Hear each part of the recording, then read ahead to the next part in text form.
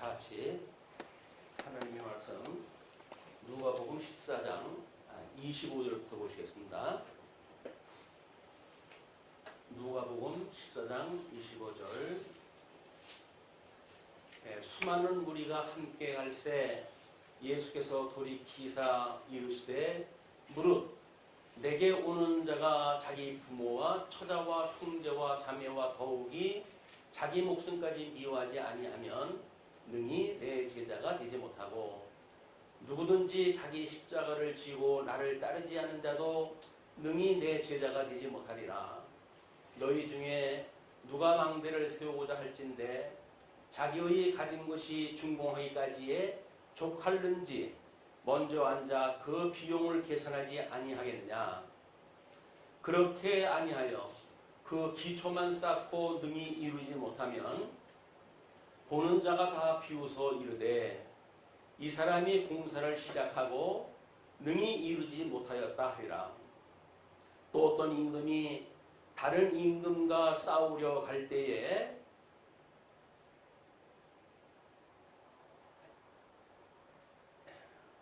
우선 30절까지 보시고 다음 계속 거기 가죠.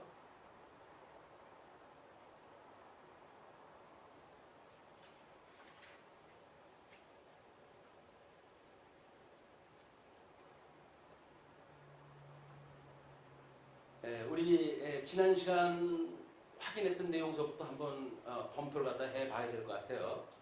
그 내용은 우리가 지금 주보에 나와 있는 대로 우리 주보의 그 개론을 갖다 참고를 갖다 해보시게 되면 거기에 우리들이 어떻게 지금 이 강론이 시작되어졌는지 그 내용을 확인을 해볼 수가 있습니다. 그래서 제일 먼저 제2장은 하나님의 나라에 대한 증거의 내용이라고 그랬고, 그 다음에 제1절이 하나님의 나라에 대한 확장이에요. 그러니까 제1장이 하나님의 의에 대한 증거였었고 제2장이 하나님 나라에 대한 증거였었는데 그 2장 중에 제1절이 하나님의 나라의 확장이었고 두 번째가 이제 그 가로 없는 번호가 1번이 제자들을 통한 확장, 2번이 백성들을 통한 확장인데 그 중에서 오늘은 지도자에게 증거하는 내용입니다. 그래서 우리 이사야서 기자가 의를 따르며 여호와를 찾아 구하는 너희는 내게 들을지어다. 너희를 떠낸 반석과 너희를 파낸 우묵한 구덩이를 생각하여 보라. 너희의 조상 아브라함과 너희를 낳은 사라를 생각하여 보라. 아브라함이 혼자 있을 때에 내가 그를 부르고 그에게 복을 주어 창성하게 하였느니라. 우리 하나님 나라가 확장되어진다는 이야기는 이스라엘 역사를 보게 되면 여호수아를 건너가 가지고 하나님 나라가 이루어지는 거거든요. 그거를 이사야 선지자는 아브라함의 약속이 그렇게 모세 오경을 통해 가지고 언약이 되어졌고 그 언약되어진 것이 지금 가나안 땅에 들어가 가지고 그 이스라엘 백성들한테 회복을 갖다 할 때 그 일이 이루어진다는 거거든요. 그러니까 우리가 끊임없이 에베소서 기도하는 것처럼 죽었던 우리를 살리신 주님이라고 고백을 갖다 해요. 그러면 죽었던 우리를 살리신 분이니까 아직도 우리가 구원받은 성도로서 육체의 소욕으로 살아가고 있잖아요. 이제 그런 부분에 늘 빠지기가 쉽죠. 그럴 때마다 우리가 온전케 하시는 주님을 바라보고 죽었던 나를 살리신 분인데 아직도 이렇게 미완해 우리 예수 그리스도 형상을 닮아가는 것이 하나님의 정하신 뜻임에도 불구하고 우리는 하나님의 정하신 뜻대로 그 뜻을 하나님의 형상을 닮아가는 거에 관심이 없고 세상 거에 관심을 두고 살아가니까 하나님 앞에 이런 우리를 용서해달라고 끊임없이 기도를 하는 겁니다. 그래서 우리를 시험에 들이지 마시고 그 악에서 구해달라고 하는 것이 주님이 가르쳐주신 우리의 기도예요. 우리 싸구려 복음을 잘못 알게 되면 예수님으로 인하여서 구원받았으니까 그 뒤는 우리가 뭐 이러고 저러고 할 거 없어 라고 이야기하는 것은 온전케 하시는 그리스도를 우리가 믿지 않는 거예요. 지금도 우리 예수님은 하나님 보좌 우편에서 우리를 위해 가지고 중무기도를 다 하고 계시거든요. 그게 대제사장의 사역이에요. 그럼 실체적인 대제사장의 사역이 우리들로 하여금 끊임없이 온전케 해가기를 원하고 하나님께서 이미 자기 정하신 뜻을 따라 가지고 이 땅에서 그렇게 이루어지기를 기도하시는 거 아닙니까? 주님이 우리를 위해서 기도를 하는데 우리는 뭐 아예 나는 빌바도 모르겠고 성경도 모르겠고 뭐 그런 거 관심 없어요 라고 해가지고 육체의 소욕에 우리가 빠져가지고 산다고 한다면 그거는 죽었던 우리를 살리셨다고 하는 주님의 감동이 없는 사람들이에요. 근데 우리는 구원을 받았다고 전제를 갖다 해놓고 보니까 그 다음 거는 있어도 그만 없어도 그만이라고 생각을 하죠. 근데 그렇지는 않습니다. 끊임없이 지금 우리 이사야가 이야기했듯이 너희들 이 아브라함이 어떠한 이 아브라함에게 했던 그런 사역을 통해 가지고 뭐라 그러면 너희를 떠낸 반석 또 너희를 파낸 우묵한 구덩이 그걸 생각해 보라는 거예요. 어느 곳 어떤 불순종으로 인해 가지고 너희들이 나라를 잃고 바벨론의 포로로 끌려가는지 그걸 알지 못하게 되면 너희들이 다시 회복하고자 하는 하나님의 그 역사를 너희들 무시한다는 이야기죠. 왜냐하면 너희 아브라함을 하나님께서는 아무도 없을 때 무자했을 때 이미 언약을 줬고 그 언약을 인해서 창대한 민족을 이루어 가신 분 아닙니까? 그러니까 그런 아브라함에게 했던 언약을 하나님께서 이루신 것처럼 하나님 나라의 백성들이 가나안 땅에 들어가 살 때에도 여전히 불충한 그런 삶을 살았고 불순종하는 삶을 살았지만 하나님께서 다시 돌아오게 하신다고 했던 그 약속을 믿고 그들이 돌아오게 되면 죽었던 사람도 살려는데 조금 뭐 반푼어치 된다고 해서 하나님께서 살리지 못할 능력이 없으시겠어요? 그걸 이야기를 하는 거예요. 그러니까 끊임없이 우리가 칭의라고 하는 협의적인 것만 이야기를 하지 이 견인에 이르기까지의 견인이라고 하는 성화라고 하는 이 과정에 대해서 우리가 별로 그렇게 시답지 않게 생각을 한다. 관심이 없어요. 사람들이. 예수를 믿는 게 왜 믿는지도 몰라. 그러니까 예수 믿는다는 것이 온전케 하시는 주님을 믿는 게 예수님 믿는 건데 우리는 초임으로 해가지고 약속했던 내가 너희를 짐을 가볍게 하고 내가 너희를 이 사망에서 건져내고 이런 약속만 믿고 그냥 우리는 땡을 치고 말거든요. 그런데 이것이 우리가 부분적인 성경을 공부할 때 일어나는 후유증이에요. 후유증. 구약과 신약이 어떻게 다른지 또는 우리 이 신약이라고 한다면 복음서의 내용과 서신서의 내용이 어떻게 다른지 이걸 구도적으로 이해를 해야 되는데 소위 문자주의자들은 그것이 예수님 오셨던 지상사역이 됐던 또는 성령을 보내가지고 하시는 천상사역이 되어졌던 단어만 같으면 무조건 그걸 가지고 설명을 해버리니까 그냥 여기다 갖다 붙이고 저기다 갖다 붙여가지고 그런 분별력이 없는 성도를 갖다 만들어내는 일이 잘못되어져 있는 성경 강론의 방법이에요. 성경은 철저하게 구약 성경을 우리가 간접적인 우리 근거로 해가지고 신약 성경에서 그걸 철저하게 인용을 갖다 해야 됩니다. 왜? 모형적으로 어떻게 설명이 되어졌었는데 이걸 모르고는 신약 성경을 우리가 설명할 수가 없는 거예요. 그러니까 신약 성경에 와서 특별히 누가복음에 전부 예화로 되어져 있는 거 아닙니까? 그 예화가 전부 토막토막 되어져 있는 것들에 토막토막 되어져 있어요. 그럼 토막토막 되어져 있는 것이 예수님은 한 번 공생의 삶을 사신 거 아니에요? 그럼 이게 역사적인 팩트예요.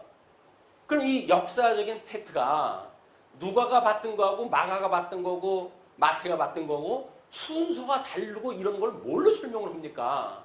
설명이 안 되니까는 공관 복음인내 해가지고 그 세 가지 성경을 다 묶어가지고 같은 사건으로 엮어서 설명을 하는 겁니다. 그런 의미 없어요. 왜 성령께서 그 복음서의 기자들을 통해 가지고 영감서를 우리가 믿는다고 그러지 않습니까? 성령의 감동을 줘가지고 지금 성경을 기록하게 하셨는데 그냥 예수님이 오셔가지고 사역을 했을 건 그냥 팩트의 역사의 내용이에요.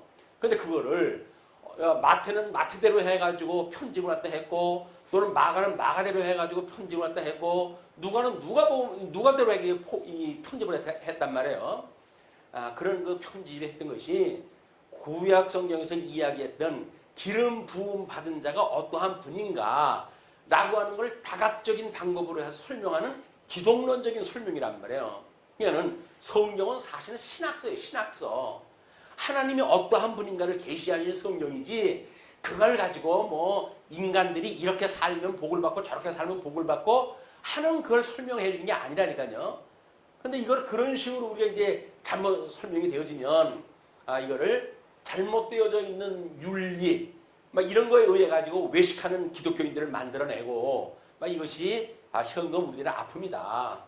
그래서 성경신학의 재창으로 해가지고 지금 우리 창세기로부터 요한계시록까지 통전적으로 성경을 보고 일맥상통하는 이런 하나님의 뜻이 있다고 우리가 믿는 거 아닙니까? 그게 통전적인 해석 방법이란 말이에요. 성경을 전체 앞뒤에 이 구색이 맞게끔 해가지고 설명이 돼야지 설명하고 싶은 대로 해가지고 하게 되면 어떤 사람이 텔레비전에서 뭐 유명한 그 경제 서적인데 그거를 설명을 하면서 예를 들 때 그러더라고요. 마치 성경과 같아가지고 필요한 거를 아무데거나 따다가 자기네들 논리에 그걸 설명할 수 있는 것이 바로 그 책이라는 거예요. 경제서적이에요. 경제서적. 그런데 경제서적도 그 저자가 지금 쓴 그 논리가 쭉 있지 않습니까? 그거를 워낙 그 광범위하고 이렇게 되어지니까 필요한 걸 아무 문단을 따가지고 현재 역사의 이 상황에 맞춰가지고 설명을 하면 그럴듯하다는 거예요. 근데 그것이 마치 성경과 같다는 거예요. 근데 그 사람들은 성경을 어떻게 이해하는 거예요? 경제서적은 저하고 상관이 없어요. 이 성경을 어떻게 본다는 거예요? 아무나 아무데 걸 따다가 자기 싶은 얘기를 갖다 할 수가 있다는 걸로 보는 거예요. 근데 그렇게 보면 안 돼요. 이 성경은. 어떻게 하나님께서 성령의 감동을 주었는데 한 성령에 의해서 기록도 성령의 감동을 받은 사람이 기록을 했고 지금 우리가 이거 성경을 공부하고 배우는 우리들도 성령의 감동을 통해 배우는데 그것이 각자 자기가 원하는 대로 해가지고 해석이 되어진다고 한다면 이거는 잘못되어져 있는 우리 성령론에 대한 그런 오해가 있는 겁니다. 인식의 주관자는 성령님이에요. 그럼 성령님께서 창세기로부터 요한계시록까지 그걸 순서를 따라가지고 지금 쭉 편집하다 하셨다고 그랬잖아요.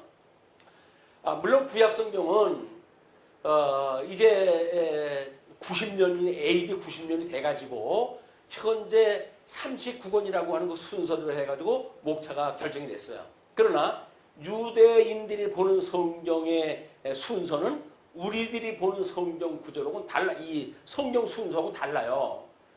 그런데 이것이 이제 신약 성경은 그때 이 구약 성경 90년대에는 뭐 신약 성경 기록이 완성이 안 될 때니까 다. 그런데 신약 성경이 요한계시록을 끝으로 해가지고 성경이 좀 완성이 됐어요. 그런데 워낙 뭐 이제 그때는 뭐 이 많은 그런 그 교사들이 흉내를 내가지고 복음서를 흉내를 내가지고 그래가지고 이 사람도 복음서 쓰고 저 사람도 복음서 쓰고 그런 거예요.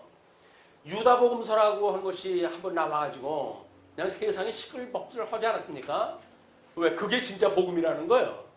그런데 뭐 소위 정통주의자들이 그 예수님을 팔았던 유다가 쓴 복음서는 이게 맞지 않는 거다라고 해가지고 그거를 이 복음서를 모을 때 그걸 배척을 했다는 거예요. 그런데 성령의 이 주관자를 이 성경에 대한 주관자, 인식의 주관자를 모르는 사람이라고 한다면 그런 이야기를 할 수가 있죠. 왜?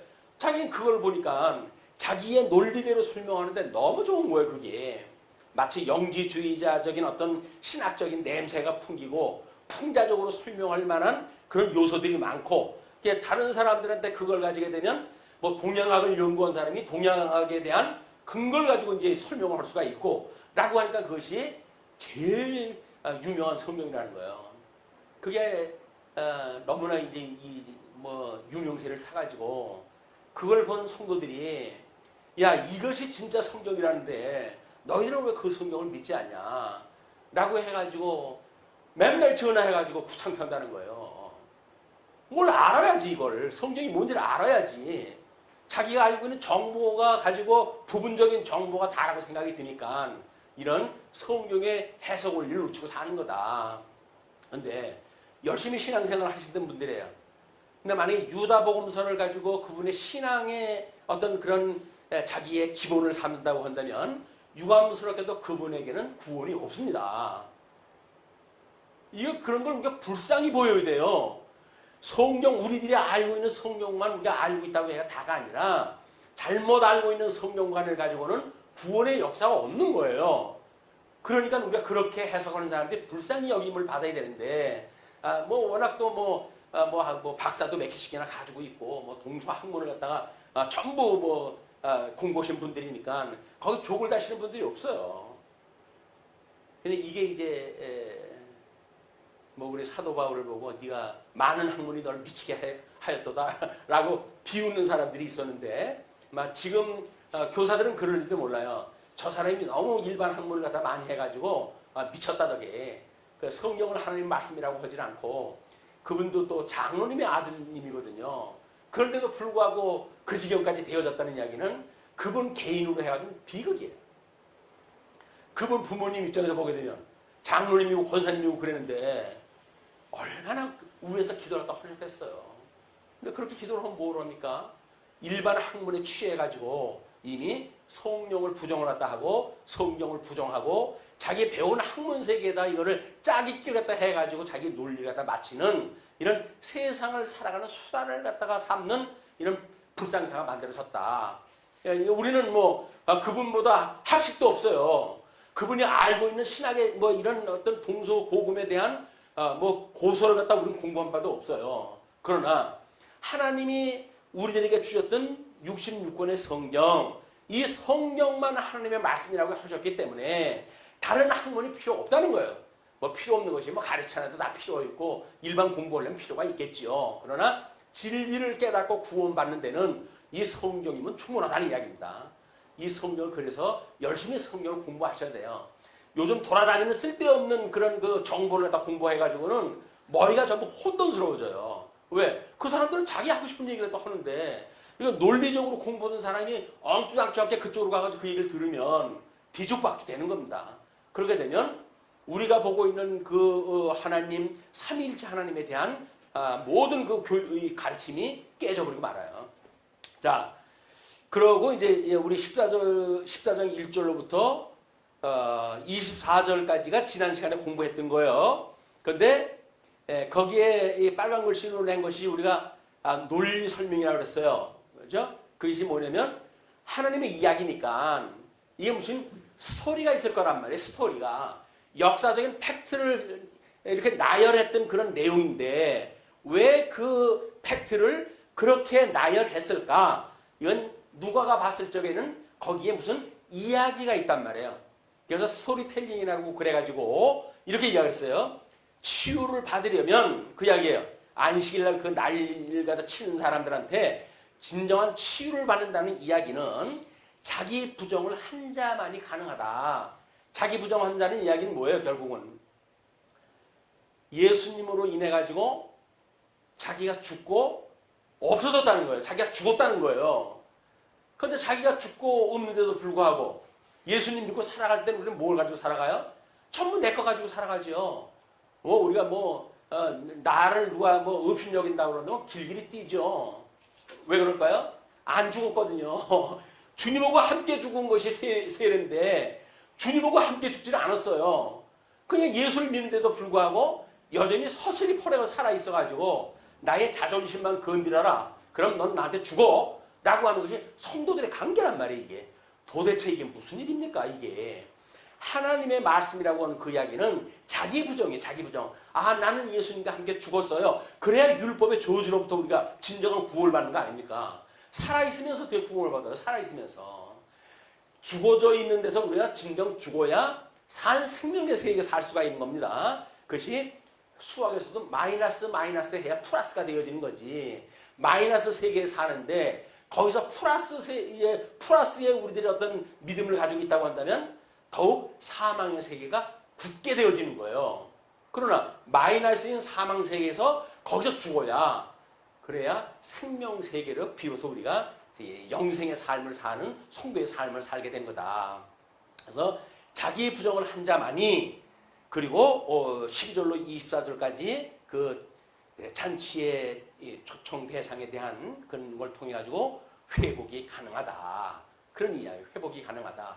그 이야기는 복음의 그 십자가의 도를 가지고 설명을 하면 뭐예요? 예수님과 함께 죽어야 예수님과 함께 부활에 참여한다는 이야기예요. 지금까지 이야기가 그 얘기였어요. 지난 시간에 우리 공부한 거는 십자가에 우리가 예수님과 함께 죽어야 예수님의 부활에 참여해서 하나님 나라의 백성이 될 수 있다라고는 신학적 배경을 예수님이 오셔가지고 행했던 그런 팩트의 그런 그 역사 내용을 가지고 누가는 신학적인 설명을 한 거란 말이에요. 그 우리가 하나님의 말씀을 공부한다는 이야기는 신학에 대한 의미를 깨닫는 게 중요하지 역사 내용 아는 것이 뭐가 중요합니까? 역사라고 하는 그 이야기는 신학을 깨닫게 하시기 위한 수단인 거예요. 그게. 그러니까는 수단에 매여가지고 목적을 놓치게 되어지는 이런 미련한 삶을 사는 것이 성도들의 신앙생활인 거예요. 잘못 되어져 있는 성경관을 가지게 되면 그렇게 살게 되어진단 말이에요.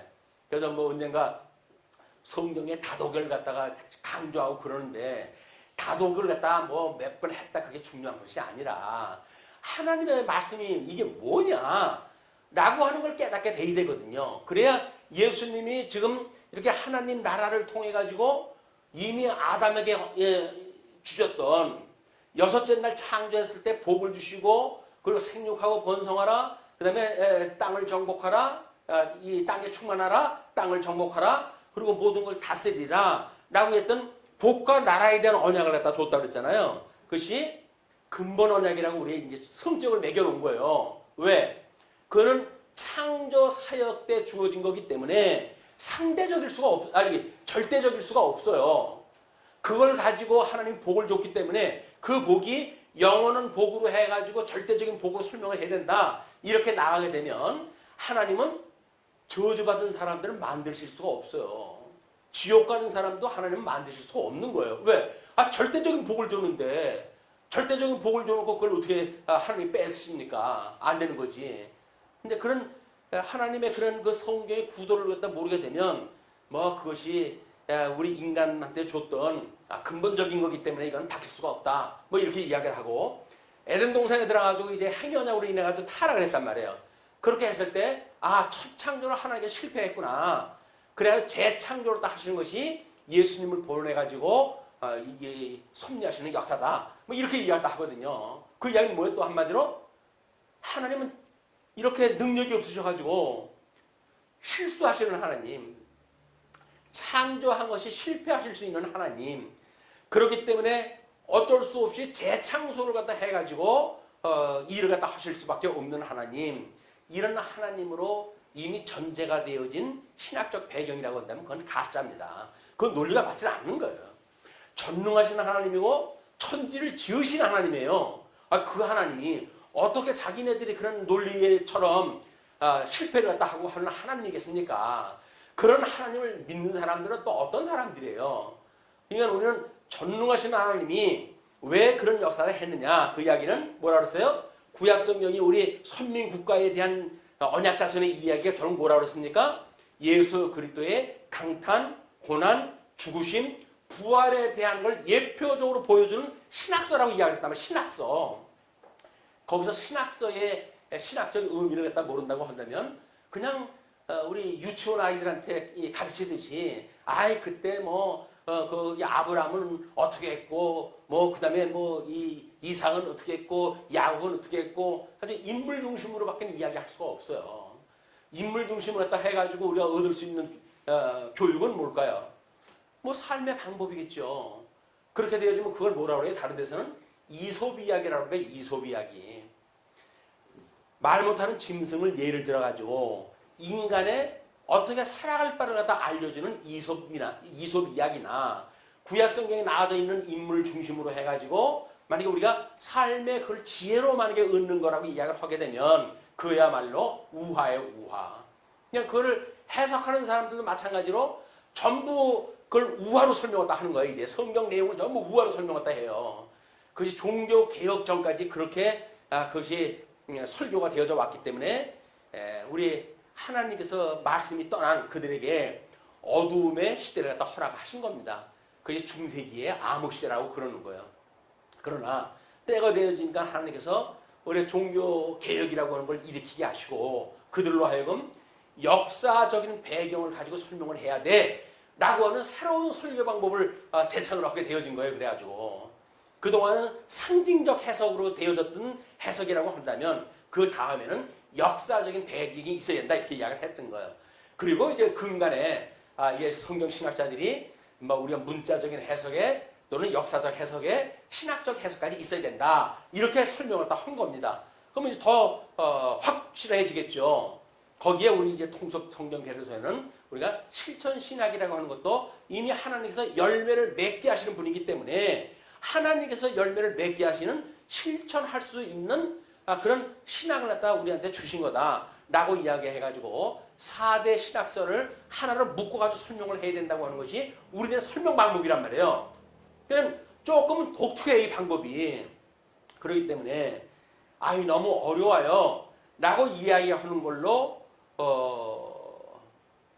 치부해가지고 어려운 거나 공부 안 할래 라고 하신다고 한다면 단단한 음식 먹기를 포기하는 거예요.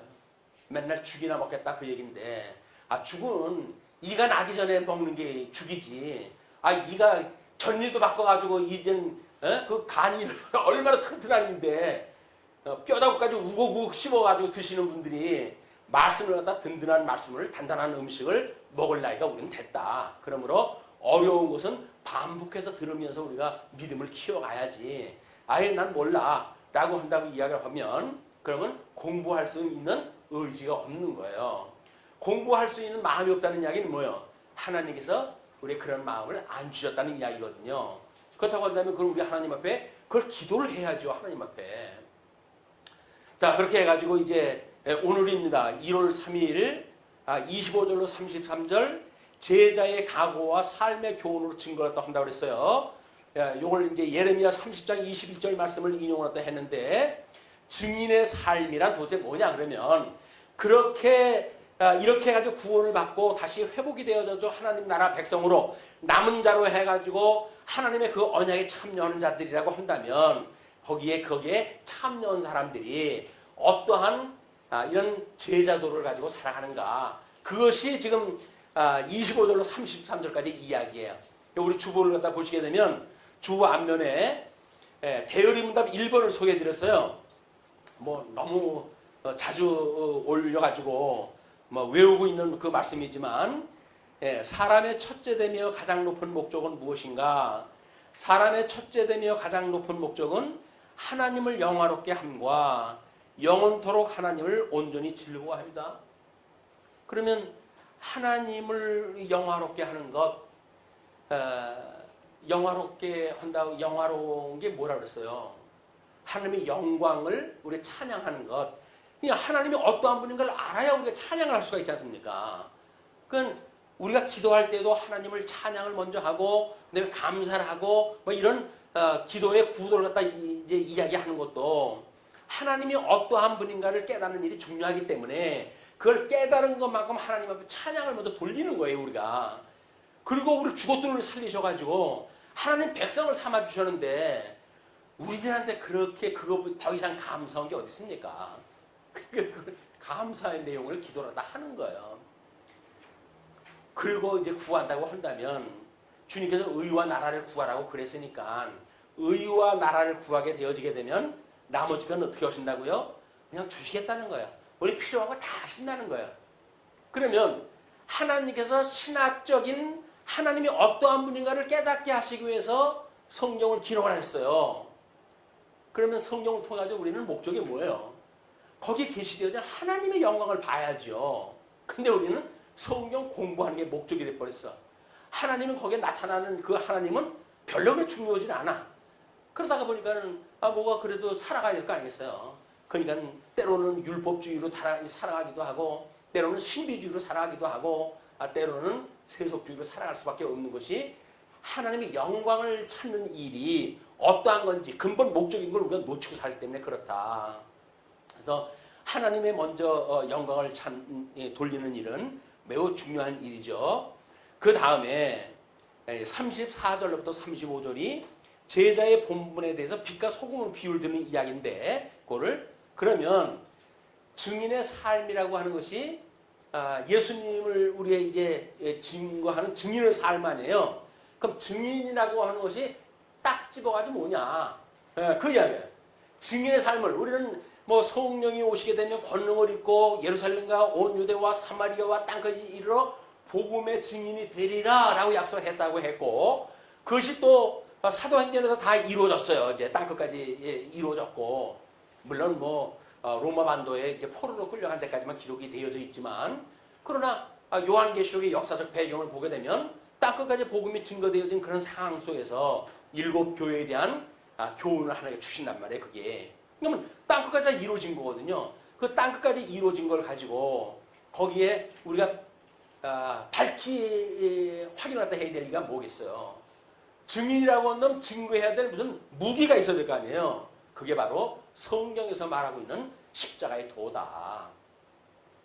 증인이라고 하는 그 이야기는 십자가의 도를 알고 있어야 되는 거예요. 십자가의 도.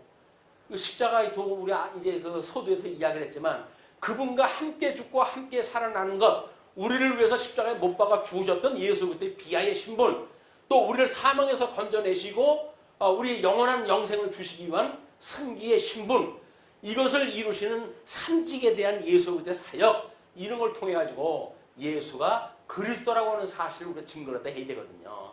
그게 십자가의 도인 거예요. 예수님을 소개하는 것이 우리 십자가의 도다. 그걸로 이야기했을 때, 그럼 십자가의 도를 그냥 이연불 외듯이 그냥 그렇게 외우면 되나요? 사도 바울처럼 주는 그리스도시요 살아계신 하나님의 아들입니다 라고 이야기를 했더니 예수님이 이거 이 얘기 잘했다. 그런 네가 스스로 온 것이 아니라 성령께서 그걸 너한테 깨닫게 해주신 거야. 이렇게 이제 말씀하셨잖아요. 그걸 얼마 안 있다가 어떻게 된다고요? 예수님 돌아가시기 전에 3번씩이나 부인을 했다 할 수밖에 없는 지경이 이르게 되어지는 거예요. 왜? 그 사람이 그래도 한다 하면 하는 사람입니다. 이 뱃사람 출신이기 때문에 얼마나 그 의협심이 강한 사람인지 몰라요. 우리보다 못나가지고 그걸 그렇게 하는 게 아닙니다. 우리보다 더 열심히고 구약성경에 아는 지식도 더 많고 그 예수님을 직접 최측근에서 따라다녔고, 그런데도 불구하고 성령께서 붙들어 주시를 갖다 않으면 그렇게 될 수밖에 없다는 거예요. 오늘 우리가 성령을 몇천독을 갖다 했던 어떻게 했던 성령의 붙들어 주심이 없으면 아무 소용이 없다는 거예요. 그러니까 우리가 성령 충만함을 늘 하나님 앞에 구해야 되는 겁니다. 이게 성령이 오셔야 우리로 하여금 그런 권능도 주시고 주님의 몸된 교회에 섬기는 일도 성령의 은혜가 있어야 되어지는 일이거든요. 근데 구원을 받았다고 하니까 뭐 영원한 구원을 다 받은 것처럼 생각이 들어가지고 섰다 이루었다 라고 이야기를 하니까 사도 바울의 이야기처럼 넘어질까 조심하라 그 이야기야. 우리는 쓴 거 아니에요. 이제 예수님이 우리를 죽었던 걸 갖다 겨우 살려가지고, 그리고 이제 주님께서 우리를 한 발자국 한 발자국 걸어가게 하시는 거거든요.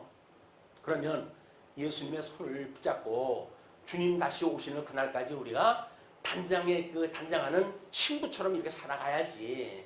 그런 거 다 벗어버리고 진흙구덩이에서 입던 그 거지 같은 옷이 입고, 뭐 물론 눈으로 보이는 걸로 채색 옷을 해가지고 얼마나 아름다운지는 모르겠어요. 재벌이 뭐 만들어가지고 파는 옷이 돼가지고 얼마나 멋있는 옷인지 모르겠지만, 예수님이 우리에게 주셨던 칭의의 옷 외에는 하나님 앞에 가치로운 옷이 없어요. 그 옷을 우리가 지금 입고 있는 거다. 그렇게 해가지고 살아가게 되어지기 때문에 그거를 주님을 닮는 것이라고 이렇게 이야기했어요. 요지가 주님을 닮는 거예요. 왜? 하나님께서 창세기 1장 27절에서 뭐라고 그래요? 우리의 형상을 따라 우리의 모습대로 사람을 만들자라고 이야기를 해가지고 만들었거든요. 그러니까 하나님의 형상을 따라서 지음받은 사람들이에요. 그런데 에덴 동산에서 우리가 다 쫓겨나가지고 그 대먹지 않은 사단의 종이 돼가지고 평생을 살다가 우리 예수님으로 인해 구원을 받았으니 얼마나 이것이 큰 능력입니까? 이것이 행복입니까? 그 복 있는 자입니까? 우리가 그 복 있는 자로서 우리가 살아간다고 하면 복의 뭐 진술을 갖다 맛봐야 될 거 아니겠어요? 근처까지만 갔다가 대충 알았어. 그래가지고 나 뿌린다고 한다면 우리 주님 오신 날 거기까지 가지도 못해요. 그러니까 우리가 예수님의 형상을 닮는 것, 온전한 모습을 닮기까지는 끊임없이 그걸 갈망을 해야 돼요, 주님이. 그래서 우리 연합장에 그 가르쳐놓은 연합장이라고 쓴 거는 아마 오늘 강론이 다 끝나면 이제 그 이야기가 나올 거예요. 왜냐하면 우리 그걸 모르게 되면 우리가 예수님의 형상을 담는 일이 뭔지를 모른단 말이에요.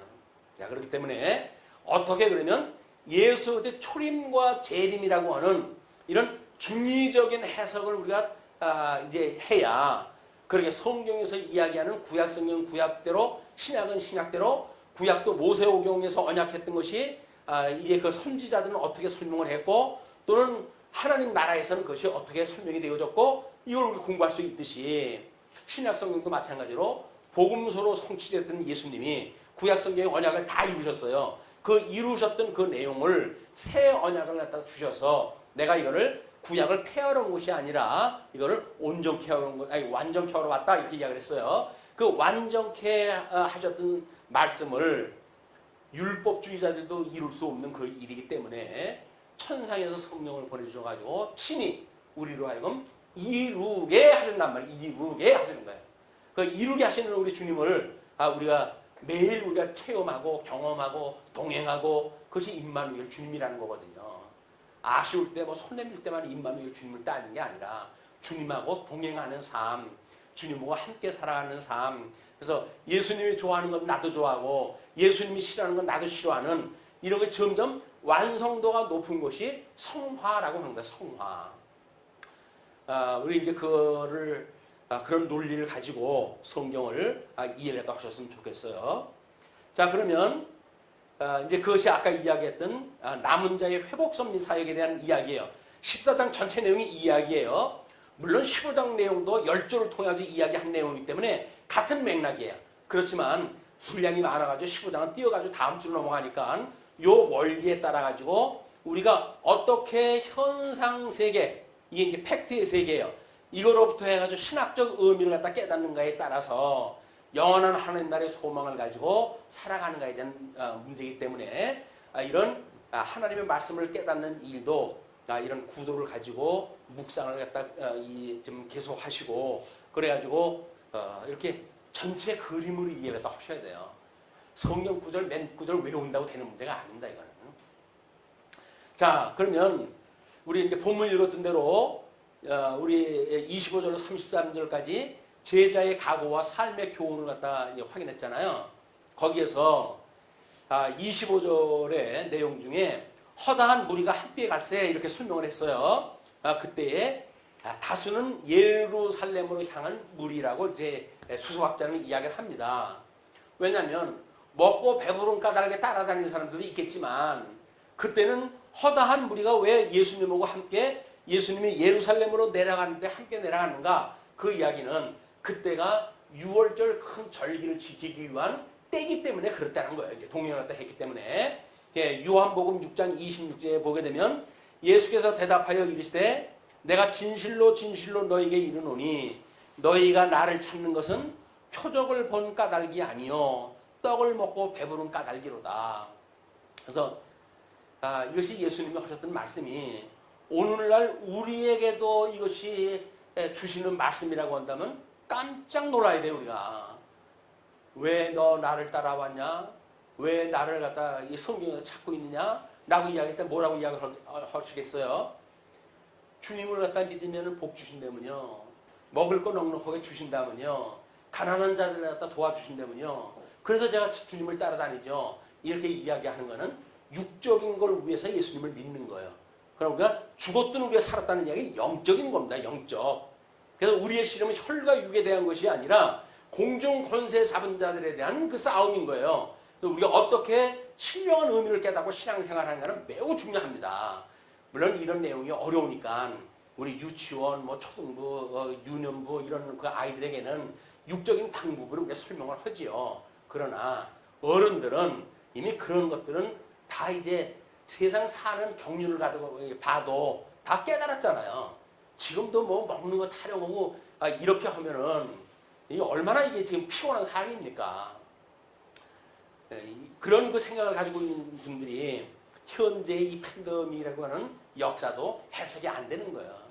아니 하나님은 사랑이시라며 근데 왜 이 질병으로 해가지고 애매한 사람이 죽어가는데 그냥 내버려 두고 계시대? 하나님이 계신데 왜 이런 꼴이 계속된대? 라고 하는 걸로 이야기를 하는 거예요. 왜? 그렇게 하시는 하나님이 믿었으니까. 하나님은 살리기도 하고 주기도 하시는 분이에요. 인간을 창조하기도 하시고 심판도 하시는 분이 하나님의 능력이거든요. 그런 하나님을 모르게 되면 현재 상황만 놓고 믿니 안 믿니 하는 웃지 못할 쇼가 만들어지는 겁니다. 자, 그래서 26절에 보게 되면 또 미워하지 아니하면 그렇게 이제 그 나와 있는데 그걸 우리가 가치와 자기 부정이라고 하는 의미로 설명할 때 했어요. 우리 가치라고 하는 건 아까도 이야기를 했다 했지만 아니, 자기 부정은 아까도 이야기를 했지만 예수님과 함께 죽는 거란 말이에요. 그럼 예수님과 함께 자기를 부정을 할 정도의 가치가 과연 뭐냐? 그것이 나는 안 되는데 우리 주님만이 할 수 있을 수 있다는 거 아니에요. 그러니까 십자가의 도 복음이 우리라는 절대적인 가치가 있는 거다. 이제 그렇게 보시고 그다음에 이제 앉아가지고 앉았어요. 제자들하고 함께 앉았어요. 부귀영화를 누리는 길과 목숨도 희생하여야 하는 길이다. 부귀영화를 누리는 길, 또 목숨도 희생해야 하는 길. 인생을 살다 보면 사실은 나쁜 일도 있고 좋은 일도 있잖아요. 대부분 사람들은 어두움이 지나야 우리는 밝은 빛을 본다. 뭐 이렇게 이야기를 해가지고 위로를 갖다 하고 그러지요.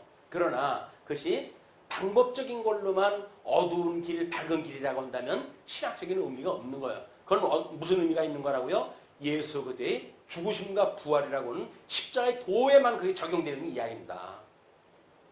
자, 그래서 이제 아까 예화를 이제 들은 것이 29절서부터의 그 내용이거든요. 그래서 우리 29절서부터의 그 내용을 보시게 되면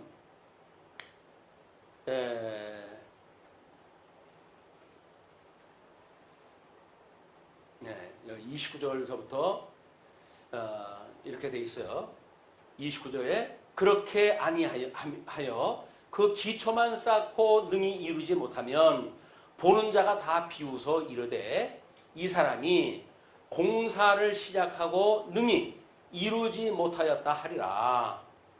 또 어떤 임금이 다른 임금과 싸우러 갈 때에 먼저 앉아 1만 명으로서 저 2만 명을 거느리고 오는 자를 대적할 수 있을까 헤아리지 아니하겠느냐.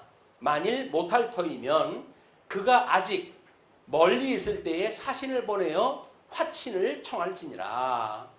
이와 같이 너희 중에 누구든지 자기의 모든 소유를 버리지 아니하면 능히 내 제자가 되지 못하리라. 그 이야기는 뭐예요? 아까도 이야기를 했지만 그 뭐 얼마 안 되는 재산인데 그거 다 내놓으라고 그러면 됩니까? 이래가지고 우리는 하소연을 할지도 몰라요. 또 이제 교회에서는 봐라 주님의 말씀이 이렇지 않냐 있는 거 내놔라 이렇게 할지도 몰라요. 자기 이해관계에 따라 가지고 이 해석이 천차만별로 등장하게 되어지는 겁니다. 그렇기 때문에 지금 여기서 하는 그 이야기가 뭔지를 우리가 잘 헤아려야 될 이유가 있는 거예요. 그래서 일단 그 26절에서 이야기했던 것처럼 너희가 미워하는 것, 주님이 어떠한 분인가를 깨닫고 그 미워하는 것, 막 이런 것들이 자기 부정이라고 이야기를 하게 되면 우리가 여기에 우리가 어떤 것을 우회해가지고 목적적 가치가 있고 수단적 가치가 있을 거 아닙니까? 그러니까 목적적 가치를 우회하는 수단적 가치여야지 목적적 가치가 아닌 수단적 가치에 우리가 매인다는 이야기는 뭐예요? 그냥 이 땅에만 쳐다보고 산다는 거예요. 땅의 것만 보고 산다는 거예요. 그걸 수단으로 주어졌기 때문에 그것이 부가 됐든 빈이 됐든 부가 됐든 또는 뭐 우리들한테 하나님께서 주시는 뭐 빈곤의 그런 것이 됐든 또는 부요 또는 뭐 영이 부기 이런 걸로 주어졌다고 한다면 우리가 천민으로 사는 것 마찬가지라는 거. 이게 수단적 가치이기 때문에 이건 좋고 이건 나쁘다고 이야기를 하는 거는 예수님의 죽으심만 우리가 인정을 하면 돼 라고 하는 이야기랑 똑같은 거예요. 예수님의 죽으심과 부활이 쌍벽을 이루는 복음이라고 하듯이 우리들이 재산도 많아도 좋고 적어도 좋은 거예요. 왜? 그거는 우리 예수님의 가치를 갖다 우리 깨닫는 거니까. 십자가의 도를 깨닫는 거기 때문에 거기에 인간들이 생각하는 것 같이 많은 게 좋고 강한 게 좋고 귀한 게 좋고 이렇게 이야기하는 거는 세속적인 생각이라는 거예요. 그러면 우리 주님의 뜻대로 우리 살아가는 방법이 어떻게 된다고요? 한마디로 이야기해가지고 그 이야기예요. 많아도 적어도 그거는 하나님께서 너에게 은혜의 선물로 주신 거다. 그 이야기예요. 그게 너 그냥 잠시 이 세상에 살아가는데 은혜의 선물로 맡겨놓은 거다. 그 이야기예요. 맡겨놨다는 이야기는 원래 내 거라는 거예요. 내 거 아니라는 거예요. 내 거일 수가 없어요. 내 거 아닌데 왜 생색을 내고 내 거 가지고 마치 내 것처럼 해서 다른 사람은 그걸로 우리가 핍박을 하고 그럽니까? 복음이 아니죠.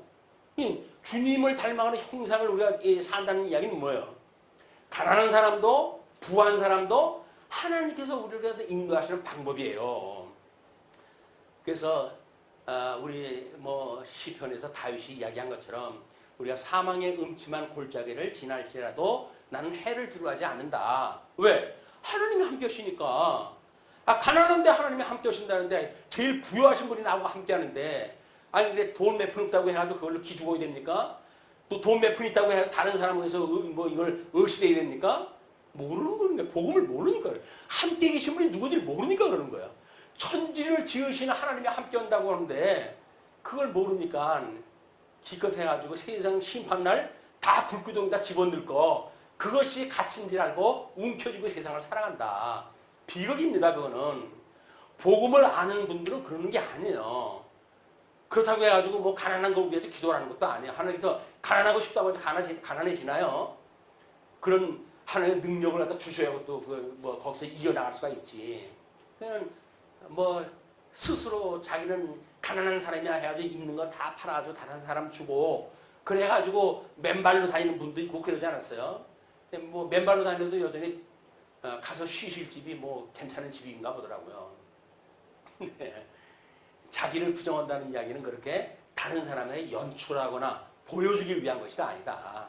끊임없이 나는 죽어서 없습니다. 이제 내 안에 우리 주님만 살아계신 겁니다. 라고 하는 걸 끊임없이 우리가 곱씹어야 돼요. 곱씹어야 돼요. 왜? 그게 팩트니까. 그게 신앙생활에 아주 중요한 이 십자가의 도에 대한 문제니까. 그렇게 됐을 때 이제 우리가 예수님으로 인해 가지고 함께 살아갈 수가 있는 거란 말이에요. 근데 그런다고 했을 때 그 29절에 그러잖아요. 기초만 쌓고 너희들이 만약에 기초만 쌓고 이루지 못한다고 한다면 그 이야기는 뭐예요? 우리 복음서를 뭐라 그러죠?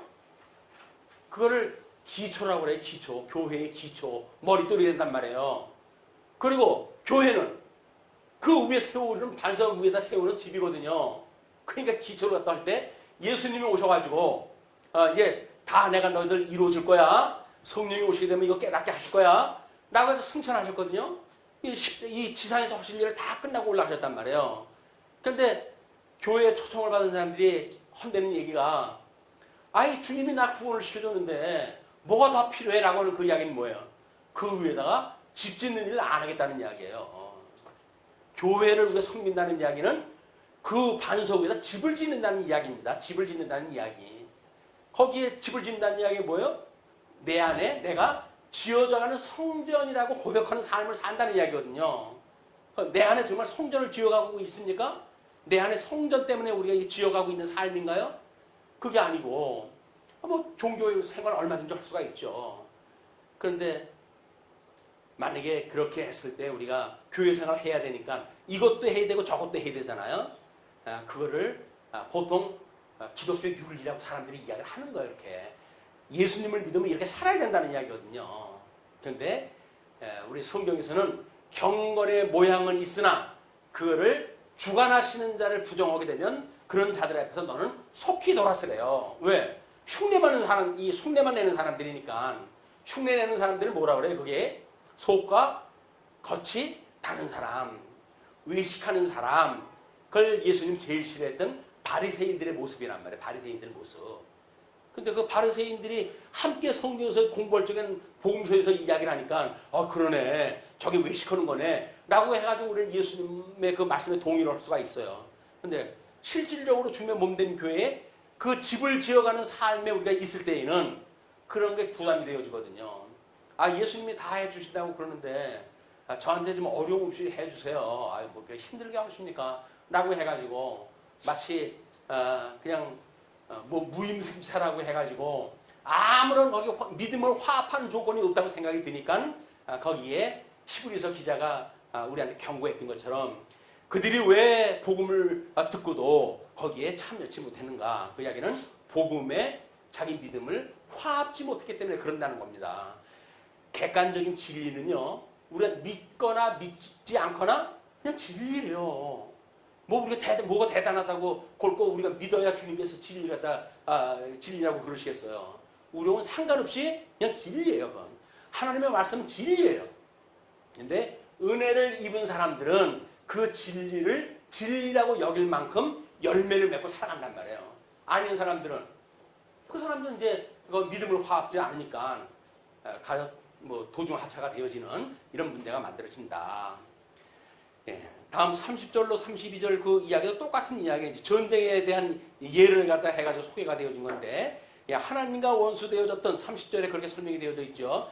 사람이 공사를 시작하고 능히 이루지 못하는 것 또는 어떤 임금이 싸움을 싸우러 갔을 때 그 이야기예요. 거기에서 이제 우리가 이것이 여지껏 설명했던 복음적인 배경입니다. 그 복음적인 배경이 뭐예요? 하나님과 원수되어졌던 것이 우리 자연인의 모습이란 말이에요. 그렇기 때문에 우리가 예수님에게 이런 복음을 듣고 이제 그분하고 우리가 이제 따라서 간다는 이야기는 뭐예요? 하나님과 원수 맺었던 관계에서 화목을 이룬다는 이야기 아니에요? 화목을 이룬다는 이야기. 그렇게 되어지게 되면 우리는 그 예수님으로 말미암아 구원을 받는 거니까 그 율법적으로 해가지고 구속을 받는다는 이야기가 직접 나가서 자기가 싸워가지고 그걸 쟁취한다는 이야기거든요. 그런데 그렇게 해가지고 될 수가 없는 일이기 때문에 하나님께서 독생자를 우리한테 보내주셔가지고 십자가에 못 박아 죽게 하시고 그리고 우리의 예수님을 다시 살려주심으로 해가지고 복음적인 그런 율법에서 모든 그 율법이 요구하는 그 복음을 친히 이루셨다. 그것이 예수님을 통하지 않고는 화친할 수 없다는 겁니다. 근데 유대인들한테 경계하는 거예요. 이게 너희들 그렇게 믿고는 구원받을 생각 하들 마라 그 이야기거든요. 오늘 살고 있는 우리도 마찬가지예요. 예수님께 이런 그 말씀은 어떤 인간의 행위를 통해서 구원받는 게 아니다. 아까도 이야기를 했지만 경건의 모습을 있다고 해가지고 하나님께서 칭찬을 하진 않아요. 하나님께서는 이런 제사보다는 순종을 원하시는 분이지 무슨 뭐 주일날 모여가지고 어쩌고 저쩌고 뭐 이렇게 해가지고 하나님 보시기에 좋았을까? 라고 하는 거에만 관심을 갖고 있다는 이야기는 자칫 성경을 놓치게 되면 복음의 핵심을 놓치는 거예요.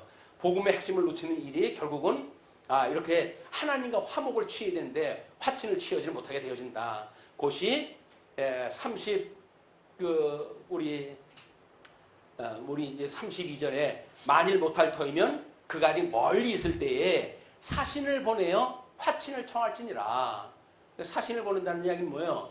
예수님을 영접해가지고 구원을 받지 않으면 방법이 없다는 겁니다. 그래서 이와 같이 너희 중에 누구든지 자기의 모든 소유를 버리지 아니하면 그러니까 여기서 소유라고 하는 그 이야기를 제일 우리가 세상을 살아가면서 높은 가치가 뭐라고 그러죠? 그걸 재물이라고 여기거든요. 그래서 신약 성경에서도 재물과 하나님을 겸하여 섬길 수 없다 이렇게 설명을 해요. 그러니까 여기서 말하는 걸 재물로만 이야기를 하는데 우리가 가치로 여기는 모든 것들을 말하는 겁니다. 가치로 여기는 모든 것들이니까 우리 소유, 우리가 뭘 할 수 있다고 만약에 믿는 행위의 조건이 있다고 한다면 그런 생각을 버리지 않으면 구원받을 수 없는 거예요. 자기를 부정하지 않고는 구원에 이를 수가 없다. 그런 그 이야기를 하는 겁니다. 그래서 데살로니가 그 5장 16절에 그렇게 된 거예요. 항상 기뻐하라, 쉬지 말고 기도하라, 범사에 감사하라. 이것이 그리스도 예수 안에서 너희를 향하신 하나님의 뜻이니라. 성령을 소멸하지 말며 예언을 멸시하지 말고 범사에 헤아려 좋은 것을 취하고 악은 어떤 모양이라도 버려라. 근데 육체의 소욕이 아직도 우리가 매여져 있어가지고 이런 악의 모양을 갖다가 할 때가 많잖아요. 그러면 그거를 돌이켜가지고 하나님 앞에 끊임없이 우리가 회개를 다 하고 그래야 되는데, 뭐 중생이니 그러고 살아가는 거 당연한 거지, 뭐 일일이 그래가지고 어떻게 세상을 삽니까? 라고 해가지고 회개를 다 게을리 한다는 이야기는 예수님 형상 닮아가기를 포기하는 거예요. 이제 구원시키려면 구원시켜 주시고 말하면 마십시오. 창세전에 다 예정하셨다면요, 예정하신 대로 해가시면 되지, 뭘 그걸 골치 아프게 내가 그걸 그렇게 해야 됩니까? 라고 이야기하는 주장이란 말이에요.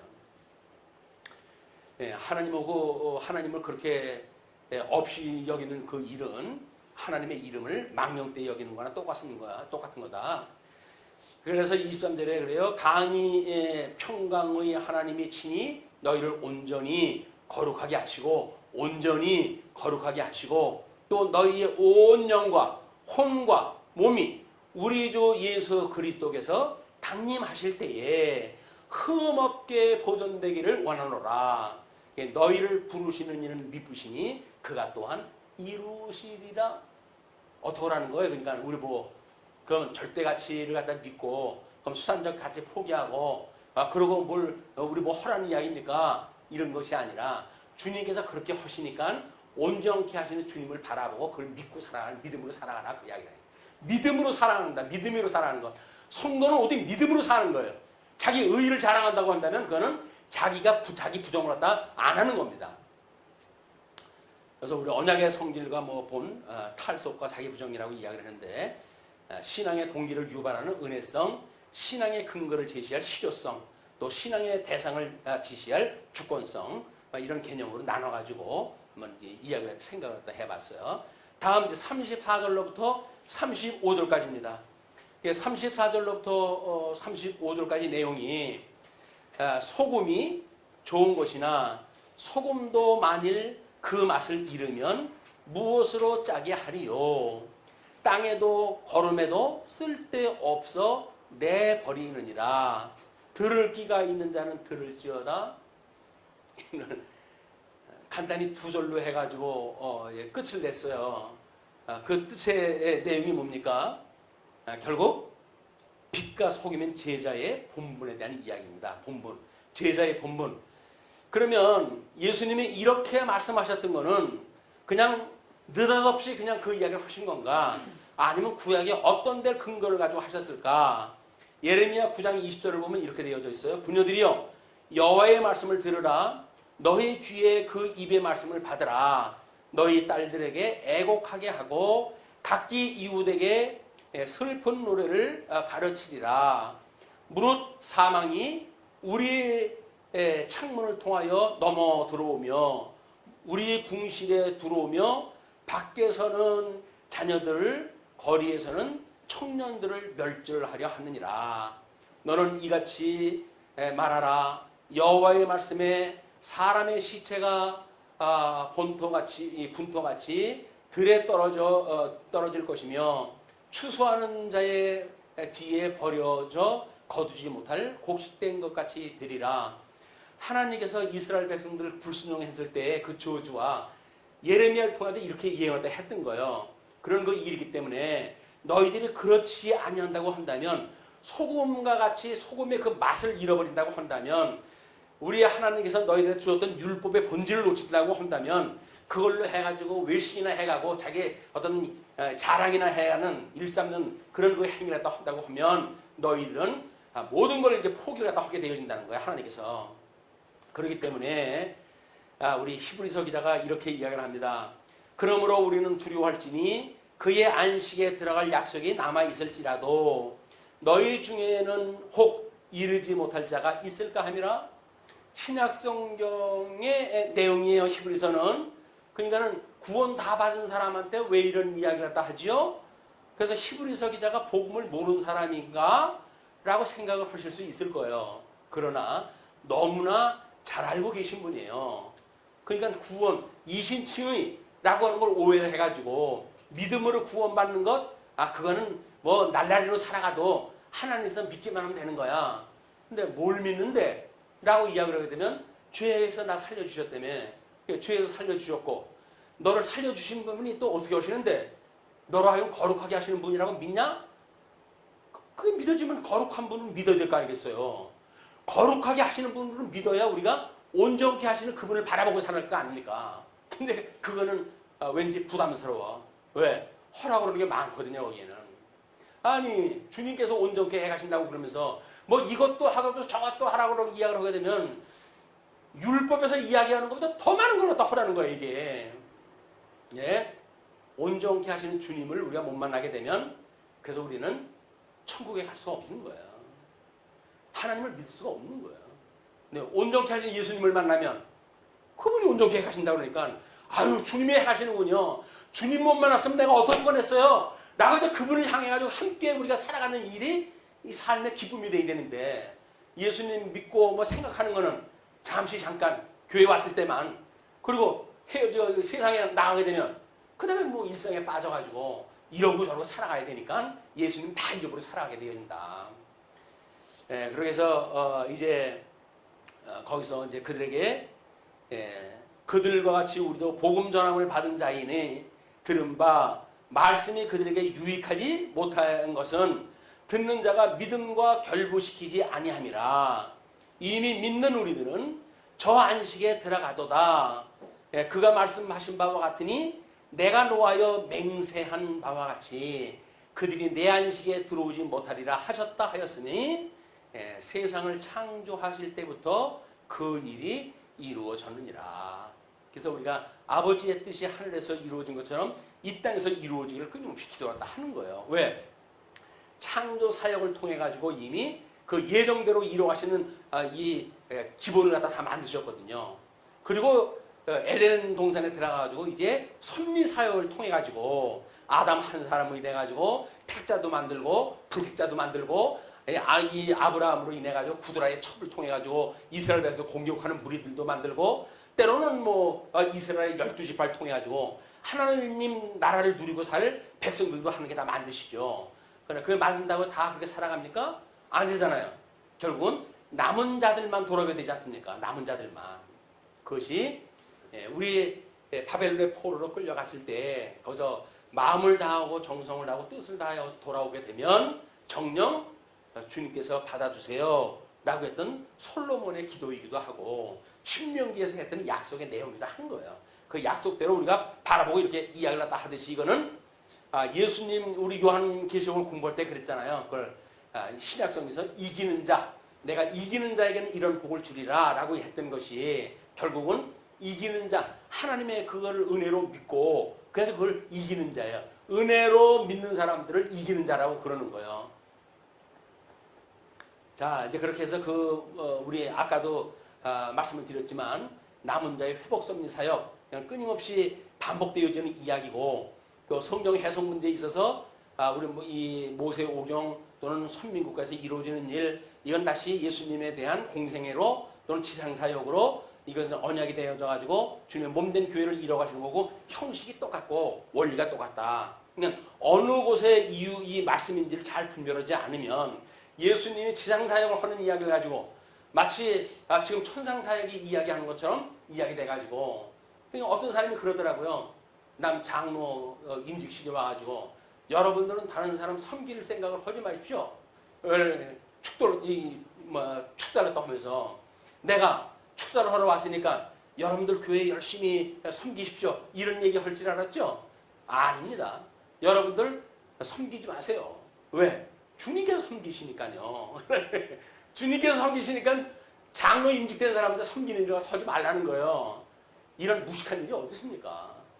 이게 복음서에서 이야기되어 있는 건지 서신서에서 이야기된지 모르니까 아무데나 그냥 갖다가 붙여가지고 자기 하고 싶은 대로 이야기를 해버리는 거예요. 그냥 무식하게 되면 많은 사람들 시험에 들게 됩니다. 자, 이제 우리 지금까지 했던 것이 이제 이 원리대로 공부했다 그래서 치유를 받으려면 자기 부정을 한 자만이 회복이 가능한데 그럼 증인의 삶이라는 것은 이러이러한 것이고 그 증인의 삶으로 살아가는 것이 바로 주님을 닮는 것이다 라고 하는 걸 14장 전체 논리 우리가 공부를 했다 했어요. 이번에 그래가지고 제가 이제 연합장을 보내드렸잖아요. 그래서 일향 밑분 말씀, 일상 예쁜 단장, 항상 기쁜 찬송. 그게 뭐예요? 그래서 여기다 아주 우리 국어사전에 끝까지 설명을 해놨어.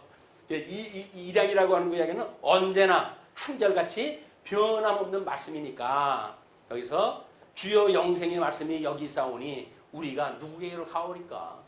예수님이 묻잖아요. 제자들한테 너도 가려느냐? 라고 말해요. 너도 가려느냐? 그렇게 했을 때 그 제자들이 했던 이야기예요. 주의 영생의 말씀이 주께 있사오니 우리가 누구에게로 가오리까? 그런 그 이야기예요.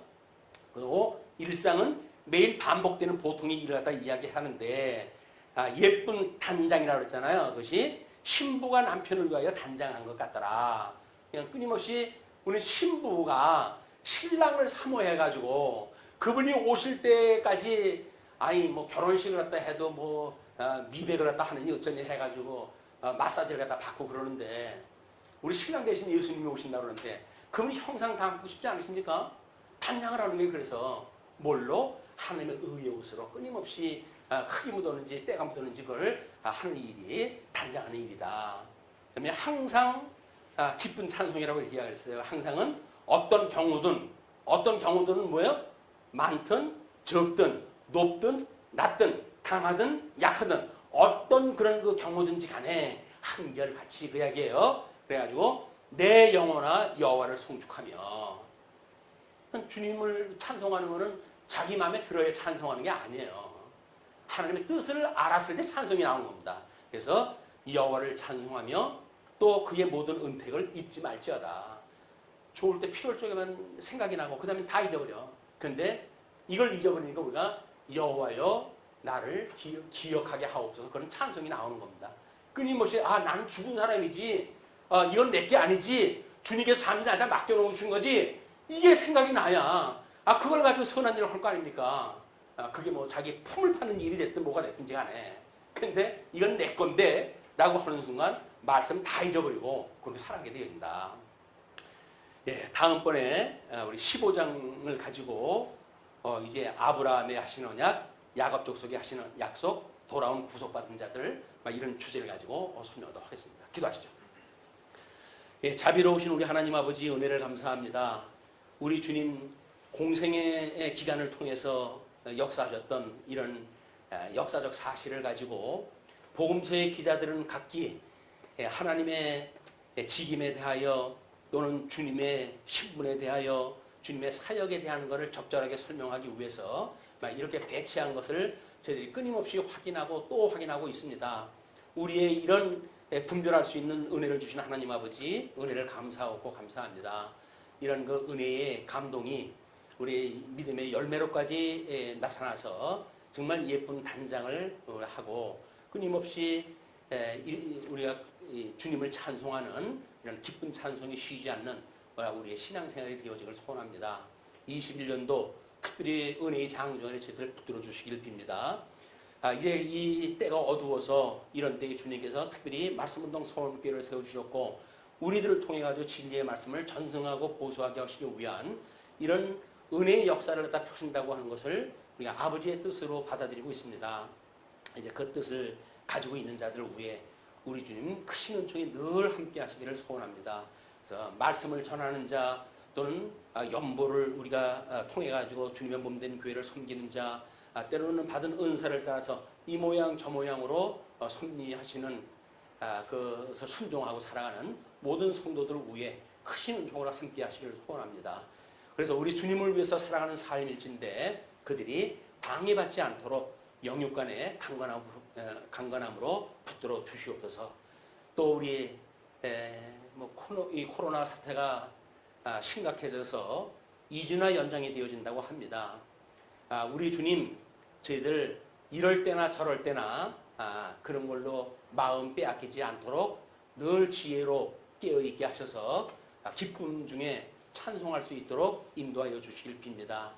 예수 그리스도 안에서 끊임없는 기쁜 찬송과 또 예쁜 단장과 그리고 이런 그 믿음직한 말씀을 끊임없이 저희들이 양식으로 삼는 이런 시간이 되어져서 모여 있을 때나 헤어져 있을 때나 떨어져 있을 때나 우리가 일상으로 하나님 앞에 찬송드리는 믿음의 사람들로 굳게 세워 주시옵소서.